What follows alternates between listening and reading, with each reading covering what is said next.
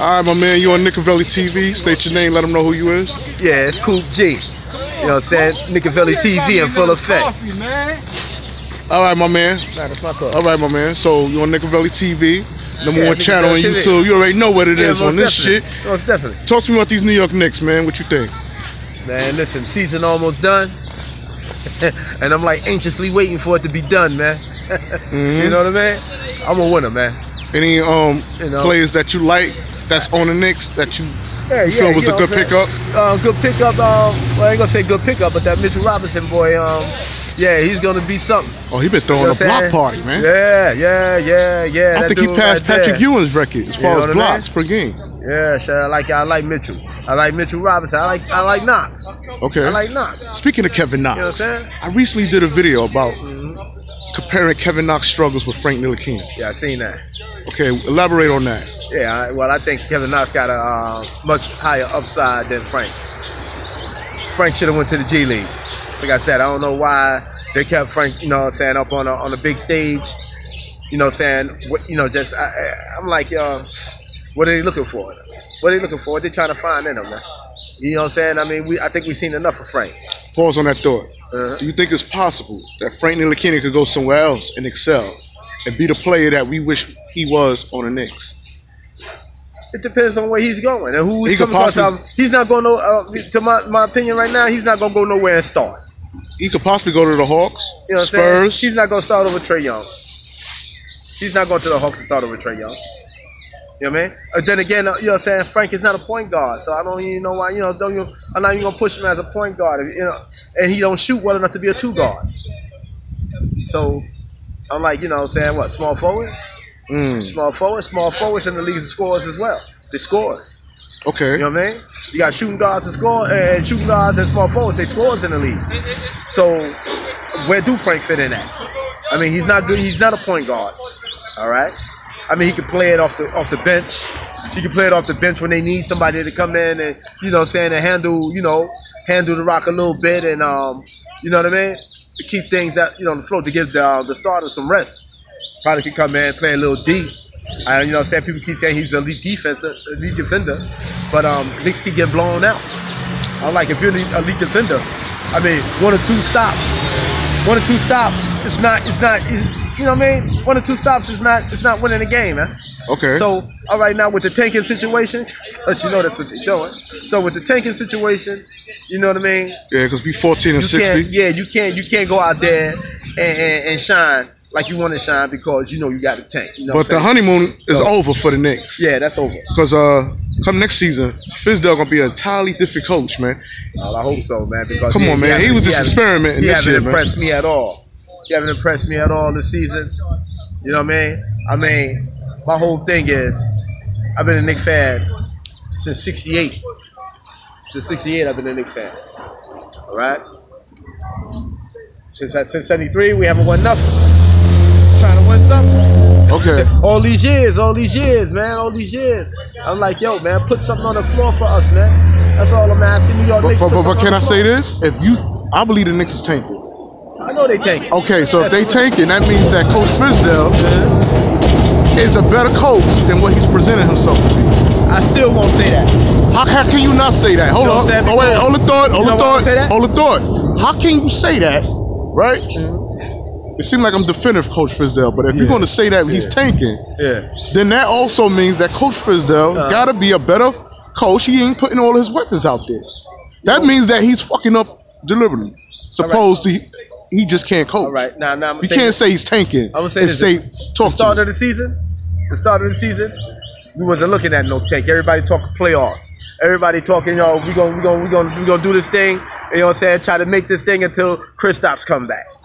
That's what the plan was. All right, that's what I got. The plan was and whatnot. Everybody, you know what I'm saying? We gonna rock. We gonna try to make this playoffs and whatnot. We gonna keep a 5-round or 500 record till Kristaps come back.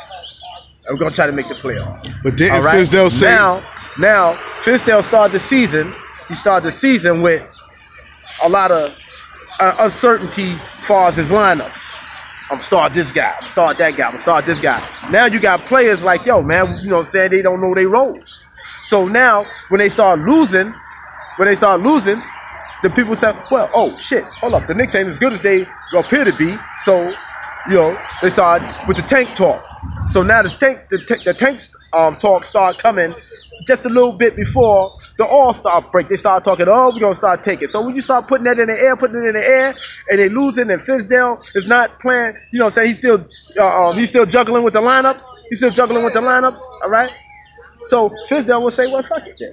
You know what I'm saying? The shit is already on social media that we tanking, so might as well, go with that flow. But didn't Fizdale come out the gate saying that he wasn't even thinking about playoffs? He came out the gate talking about playoffs. He came out the gate saying that he wasn't thinking about playoffs. Nah, he came out the gate talking about. They came out the gate talking about playoffs. Listen, I need my viewers. I need my viewers to hit me in the comments, hit Nickavelli in the comments. Who was right? I could have sworn Fizdale said he wasn't even thinking about playoffs right now, man. Nah. But continue. Oh, when he said that after the playoff break? Continue. Because with the start of the season, he was talking about playoffs. All of them was talking about making the playoffs. Okay. You know maybe the fans in New York wanted the playoffs. But I could have sworn Fizdale, the players, few players was talking about making the playoffs. And Medea, a.k.a. Khanna, was talking about playoffs. This nipple hard. Burke was talking about playoffs. Okay. Tim Hardaway was talking about playoffs. He didn't get rid of all them motherfuckers talking about playoffs. Speaking of Tim Hardaway Jr., I'm glad you mentioned that. It has been reported that the Hardaways, Tim Hardaway Jr., Tim Hardaway Jr. and his pops, is upset with Chris Porzingis because Tim Hardaway, who played with the Miami Heat, he wanted his son to remain on the Knicks. Yeah. And he said, hadn't Chris Porzingis did that bogus ass move, his son would still be a Knickerbocker. How do you feel about that? I agree with him. I agree with him because the same shit happened to Burke. They got Burke wrapped up in that shit. You know what I mean? But then again, with Fizdale see, this is what I'm talking about with Fizdale, man.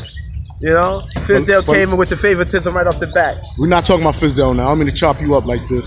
We're talking about Chris Porzingis wanting to leave out and out of New York City and how that affected the careers of Tim Hardaway Jr. And a few other players. What are your intake on that? I think that Chris Paul was, I think that trade right there with Chris Stapps and whatnot, that affected the Tim Hardaway. That affected, like I said, affected the, I ain't gonna say Courtney Lee. I think Courtney Lee was about gone anyway. Yeah. You know what I mean? Courtney Lee was gone anyway. That Chris Stapps move, it affected a couple other players that got wrapped up. Yeah, I agree. That got wrapped up in that trade that probably shouldn't have got wrapped up in that trade. Because, now I'm gonna ask you another question. Yeah. If Chris Porzingis was able to play with Frank Ntilkina and Kevin Knox, do you think their stats would have been better? Do you think Frank Ntilkina would have been a 5-point per game player? Nope. Or he would have had better stats? Nope.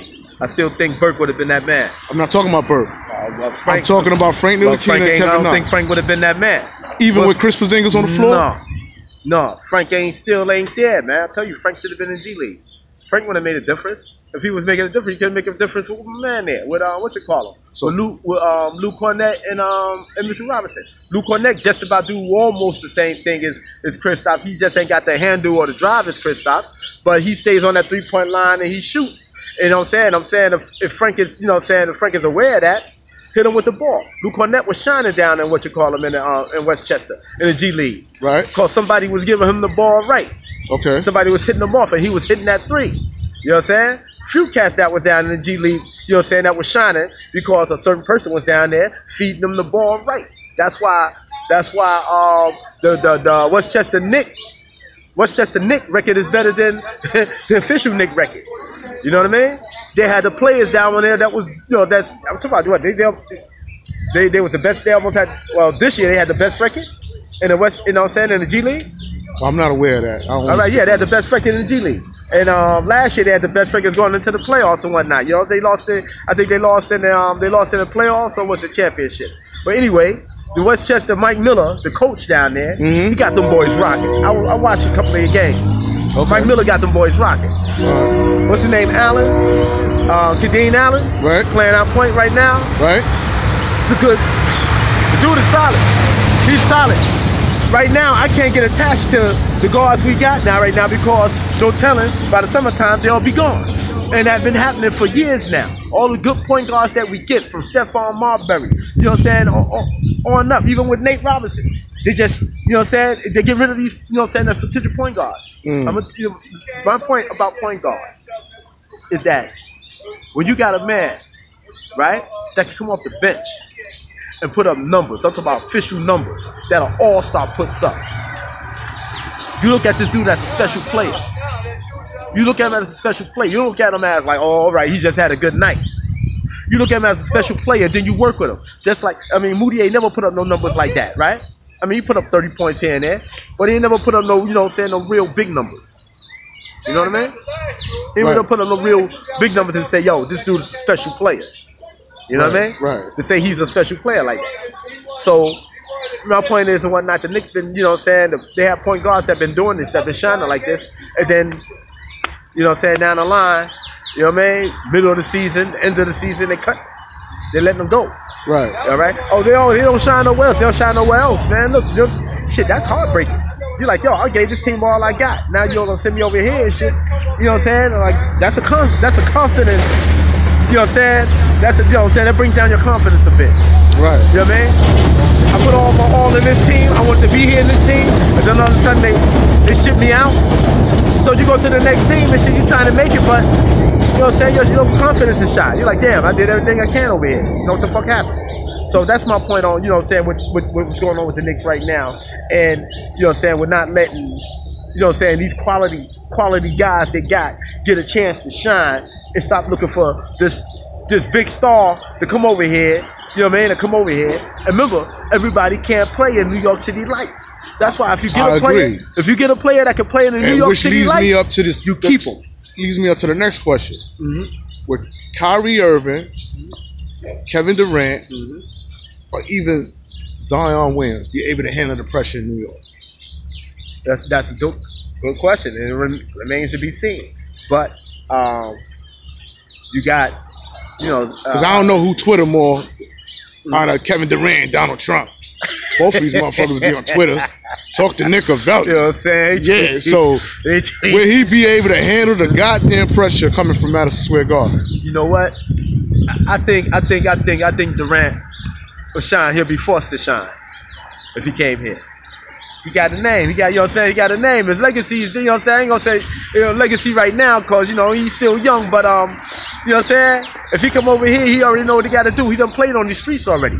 So I think he can handle it. He done played in Ruckus. You know what I'm saying? He played up there on, you know what I'm saying, in the Rucker Park. You know what I mean? So he already know these streets. You know what I mean? He done been on these, you know what I'm saying, Dykeman, and played up in Dykeman. You know what I mean? All right. He been up in Dykeman. So he been on these streets. He know what it is in New York. And he from Kyrie? New York, I think he don't shine. I don't know if Kyrie ever been on these streets. So he played up here in these, you know what I'm saying, these Rucker Parks like that and whatnot. I ain't his name out there like that. But these people that came up here and they played in these streets right here in New York, you know what I'm saying? They can shine in that garden. They already know what it is in the garden. All right, man, and that's what it is, man. I want to thank you for your time on Nickavelli TV. Yeah. Make sure the viewers out there, y'all like and subscribe. And, of course, we out of here. No doubt. See y'all in the summertime. Peace.